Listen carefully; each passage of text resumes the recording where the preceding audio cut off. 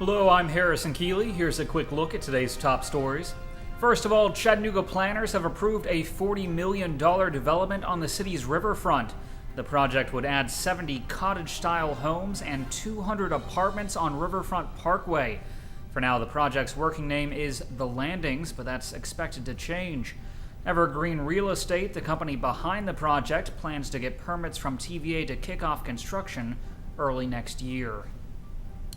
2 people died in 3 motorcycle crashes in Chattanooga over the weekend. 22-year-old Alec Newby was killed when he struck a tree Saturday morning on Shallowford Road. 46-year-old Larry Clyde Lowe Jr. was killed when his Harley Davidson struck a guardrail on Access Road just after midnight on Monday.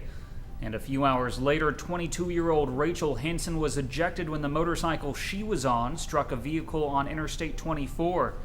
Police say Hensen was thrown into another lane of traffic where a motorist ran over her leg and drove away. She was taken to a hospital for injuries to her head and broken bones and is listed in critical condition. So far, 5 people have died in motorcycle accidents in Chattanooga this year. It's being called the Battle at Bristol. The Tennessee Vols will play Virginia Tech at the Bristol Motor Speedway on September 10th, 2016.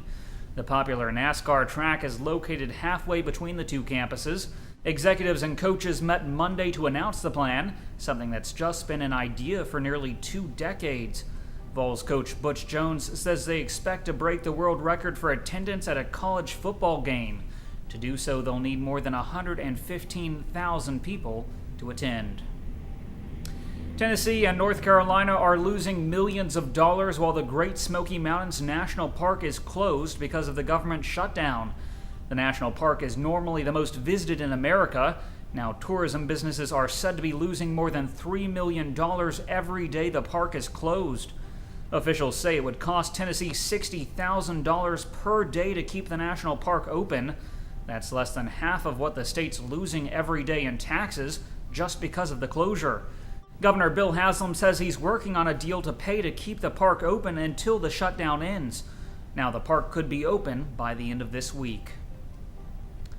Visitors say Chattanooga's Miller Park has a rat problem. Park visitors say the rodents there aren't afraid of people anymore and that they attract hawks who will devour part of the rats and drop the carcasses down into the park. The city's public works administrator, Lee Norris, says the problem isn't any worse than usual. In fact, he says the city exterminates with rat bait there once a month. But he says the rats keep coming back because people bring food to the park.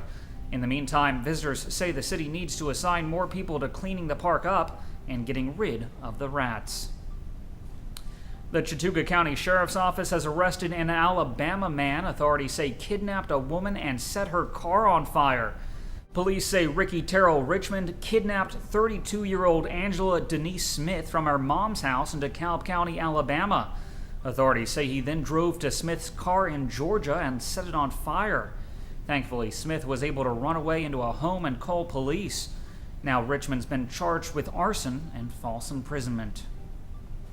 Finally, South Korean tire maker Hankook has announced it will build its first North American plant in Tennessee.